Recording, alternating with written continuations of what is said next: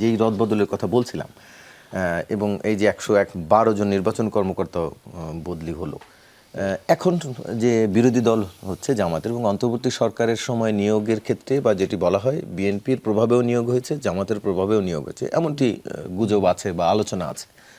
এই নিয়োগগুলো কি আপনার দৃষ্টিতে মনে হয় যে জামাতের ছিল বলেই এখন এই সরকার এসে বদলি করছে? দেখেন, আমি জাহাঙ্গীর ভাইয়ের সাথে কিছু কিছু পয়েন্টে একমত যে সরকারকে রাষ্ট্র পরিচালনার জন্য যোগ্য লোকজনকে নিয়ে আসতে হবে এবং প্রফেশনাল লোকজনকে নিয়ে আসতে হবে, ব্যাপারে কোনো সন্দেহ নাই। এখন প্রশ্নটা হচ্ছে যে আমরা আসলে কেন পরিবর্তন করছি?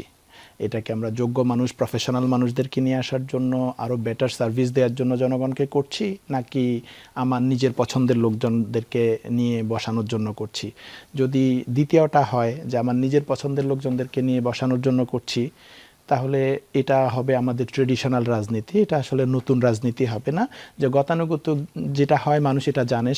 জাহাঙ্গীর ভাই যেটা বলছেন যে এটা খুব স্বাভাবিক এই সেন্সে যে প্রতি বছরই আমরা দেখে আসছি, হয়ে আসছে যে সরকারে আসে তারা নিজেদের অন্যদেরকে সরিয়ে দিয়ে নিজেদের লোক বসান, এবং এই সরানোর ক্ষেত্রে রাজনীতিবিদদের আগ্রহের সাথে সাথে আমলাদেরও একটা ইন্টারনাল পলিটিক্সের আগ্রহ থাকে।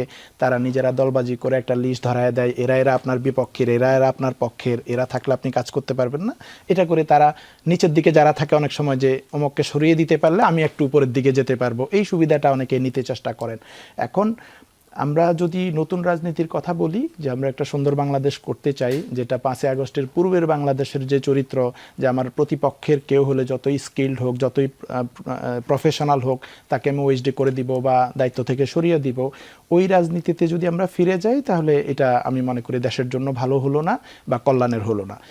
রাষ্ট্রীয় প্রতিষ্ঠানগুলোতে আমাদের সার্চ করা দরকার যে আমি এখানে দক্ষ লোকজনকে বসাবো, প্রফেশনাল লোকজনকে বসাবো, যারা রাজনীতির ঊর্ধ্বে উঠে আমার অফিসগুলো চালাবে, জনগণকে সার্ভিস দেবে। সহজ কথায় পাওয়ার এক্সারসাইজ করবে না, কারাপশন করবে না। এটা এখন এই জায়গায় আমি মোটা দাগে এটা বলবো না যে এনারা, যেহেতু স্পেসিফিক প্রত্যেকের প্রোফাইল আমি জানি না, তবে আপনি যে কথাটা বলছেন যে ফেসিবাদী আমলের যাদের কারণে প্রশাসনে কিছু অসুবিধা হয়েছে, এটা তো অন্তর্বর্তীকালীন সরকার শুরুতে কিছুটা ফেস করেছে, এটার সাথে আমি জাহাঙ্গীর ভাইয়ের সাথে একমত। কিন্তু অন্তর্বর্তীকালীন সরকার অনেককে পরিবর্তন করেছে এবং কিছু নিয়োগের কথা বললেন আপনি, যাদেরকে সেই সময় ফেসিবাদীদেরকে সরানোর জন্যই কন্ট্রাকচুয়ালি কিছু মানুষকে নিয়োগ দেওয়া হয়েছে। তার মানে তারা ফেসিবাদীদের নিয়োগ ছিল না, হয়তো বিএনপির বা জামাতের অথবা ছাত্রদের যে কোনো রেফারেন্সে আসছে, অ্যাটলিস্ট এটা নিশ্চিত যে তারা ফেসিবাদীদের দোষর না হলে অন্তর্বর্তীকালীন সরকার নতুন করে নিয়োগ দিত না।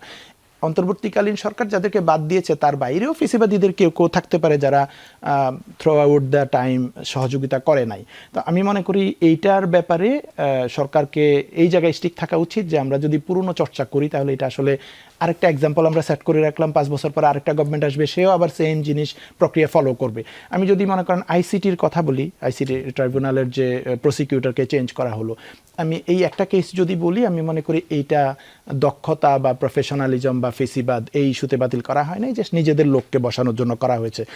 একটা জিনিস কি, আপনি যখন সরকারে আসবেন ডেফিনেটলি যদি আপনি ফলো করেন যে কেউ যদি সরকারের কার্যক্রমে সহায়তা না করে বা তার দায়িত্ব পালন না করে, তাহলে দায়িত্ব অবহেলার কারণে আপনি তাকে চেঞ্জ করতে পারেন, স্যাক করতে পারেন, ডেফিনেটলি সেই রাইট গভর্নমেন্টের আছে। কিন্তু আমি 3 দিন ক্ষমতা আসলাম, এখন পর্যন্ত আমি যদি এরকম কোনো প্রমাণ না থাকে যে অমুক ব্যক্তি প্রশাসনিক তার যে দায়িত্ব সেটা পালন করছে না অথবা ফেসিবাদের দালালি করছে, এরকম কোনো নজির যদি আমার না থাকে, শুধুমাত্র আমার দলের লোককে বসানোর জন্য এটা করা ঠিক না। এটা তাহলে আমি মনে করি আমরা যে মানে প্রগ্রেসের দিকে যাওয়ার কথা ছিল সেখান থেকে আমরা পিছিয়ে চলে আসলাম। আপনি আইসিটির কথা বলছিলেন, আবার এটিও তো সত্য, যখন তাকে নিয়োগ দেওয়া হয়েছিল তখন এই প্রশ্নটি উঠেছিল যে যেই ব্যক্তি আগে আসামি পক্ষের আইনজীবী ছিলেন একই ট্রাইব্যুনালে, তিনি আবার এখন রাষ্ট্রপক্ষের, এটিও বিচারকে এক ধরনের প্রশ্নবিদ্ধ করতে পারে। তো সেই প্রশ্নটা ছিল এবং সেই প্রশ্নটা লিগালি কোনো অসুবিধার প্রশ্ন না দেখে, মানে লিগালি বা মোরালি এটা প্রবলেম না দেখে, লিগালি তো আগের যে ট্রাইব্যুনাল, অর্থাৎ আগে ট্রাইব্যুনালের যে বিচার, সেখানে তো লিগালি কোনো বাধা নেই, কিন্তু এখন তো জামাত আগে ট্রাইব্যুনালের বিচারকে প্রশ্ন করছে। আমি ওটাই বলছি, আমি বলছি যে যদি ওনার নিয়োগটা প্রক্রিয়ার মানে ভুল প্রক্রিয়ায় হয়ে থাকে, সেটা হলো তো এতদিনে প্রশ্ন আসতো এবং ওই চুক্তি বাতিল হয়ে যেত বা করাই সম্ভব হতো না। আমি সেটাই বললাম যে লিগালি যেহেতু কোনো বাধা নাই এবং তার যে গত 1 বছরের সার্ভিস, ওই সার্ভিসের মধ্যে আমরা কখনো এরকম প্রশ্ন দেখিনি যে তিনি তার দায়িত্ব অবহেলা করতেছেন অথবা সঠিকভাবে যেটা পালন করার কথা সেটা করেন নাই। এরকম যদি অভিযোগ থাকতো, ইভেন বিএনপির পক্ষ থেকেও ছিল বলে আমি জানি না এরকম কোনো অভিযোগ, যদি তার দক্ষতা নিয়ে কেউ প্রশ্ন করছে না, যদি ওরকম কোনো অভিযোগ থাকতো তাহলে তার চেঞ্জ করাটা মানে সরকার একটা জাস্টিফিকেশন দিতে পারে। তো আমি মনে করি এখানে কোনো ধরনের জাস্টিফিকেশন দেওয়া হয় নাই কেন চেঞ্জ করা দরকার হলো, তো এবং তার কোনো দায়িত্ব অবহেলাও আমরা দেখি নাই। সো এই ধরনের জায়গাগুলোতে যেহেতু তার দক্ষতা নিয়ে কোনো প্রশ্ন নাই, এরকম দক্ষ একজন লোককে সেখান থেকে সরানো উচিত না। কারণ আমরা আওয়ামী লীগের ফেসিবাদী সময়ের যে বিচার, এই বিচারটা এখন জনগণের একটা প্রধান দাবি, তরুণদের বিশেষ করে যারা জুলাইতে জীবন দিয়েছে, যাদের ফ্যামিলিতে আহত নিহতরা আছে।